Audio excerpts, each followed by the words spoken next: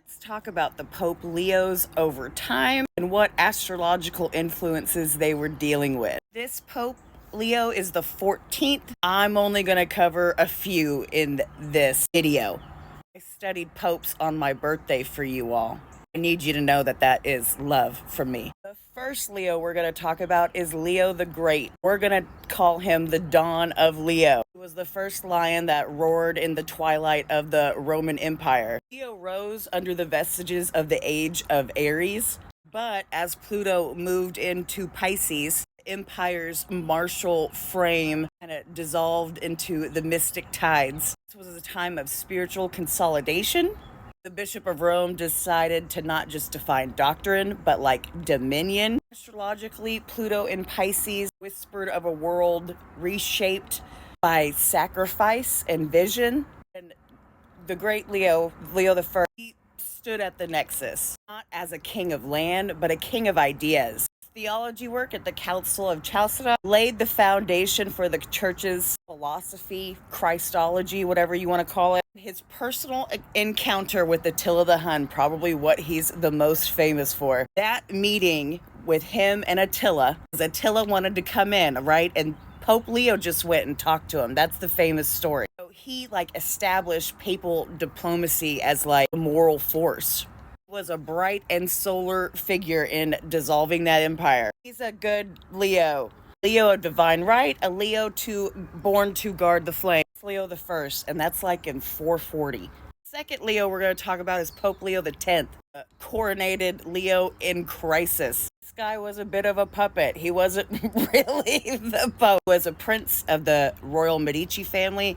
If you study Italian, you will know that name. So they had him preside over the Golden Court as Protestant Reformation is banging on the doors. This is a time with Pluto in Capricorn. This is a time when Saturn squares Neptune. This is a time when Jupiter is making his rounds through Gemini. So we have some things to look at through Leo the 10th. This was the era of systems cracking under the weight of truth. Medici Leo was obviously a patron of the arts. They say he was blind to the storm. I'm not sure if he understood the storm that was arriving at his doorstep. Leo the 10th is known as a flawed king, okay? Leo who tried to burn a little bit too brightly. He's most well known for excommunicating Martin Luther, and he was attempting to hold on to power, attempting to preserve a church that was crumbling, that wasn't moving with the new world. He was a proud lion looking over his dying hilltop, unwilling to see that power needed to be restructured.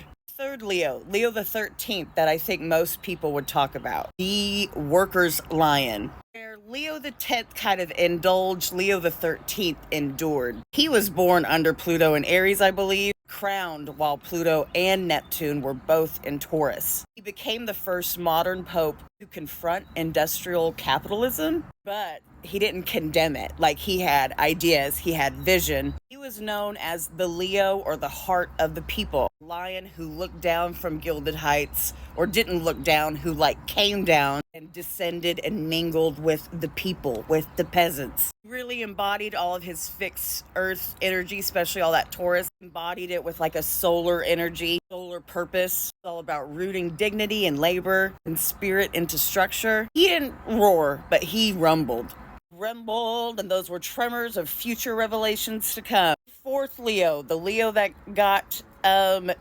inducted yesterday, the lion reborn in the storm. New pope rises in the sky that is both blessed and burning. Very interesting that I think it is that he's taking this name during a time of profound spiritual unrest and systematic collapse. Neptune in Aries at that 1 degree, with Saturn saying goodbye to Pisces, Uranus finishing his revolution through Taurus. Leo inherits the church on the edge of global transformation. He's not going to rule like Leo the Great. He's not going to charm like the Prince Pope, and he might not teach like Leo the 13th. He does arrive as the Pope, holding the threshold. His papacy is going to confront the problem of growing nationalism. I don't know if you all have ever heard that quote before, but they said that there never could be an American Pope until the Americans weren't the global superpower. I want you to remember that. Remember that. Because now we have an American Pope. Anyway, he's gonna have to confront nationalism, ecological crises, institutional rot. Pluto in Aquarius demands reinvention, a radical one at that. Neptune in Aries cries out for a new mythos, fresh spiritual vision, like fresh, born from the ashes of tradition. Will he be the lion who guards the gates of all that's sacred? Will he be the one who dares to lead the faithful into the wilderness? We talked about how Pluto was going for his Uranus. I did not see that his Chiron was right there too. The more I dug on the guy, the more that the MAGA hats really seem to dislike him. The only thing that I've found that most people don't like is his role in covering up sexual abuse in the church. I've seen that phrase a lot of time, but I haven't found what he was a part of. I need to know more.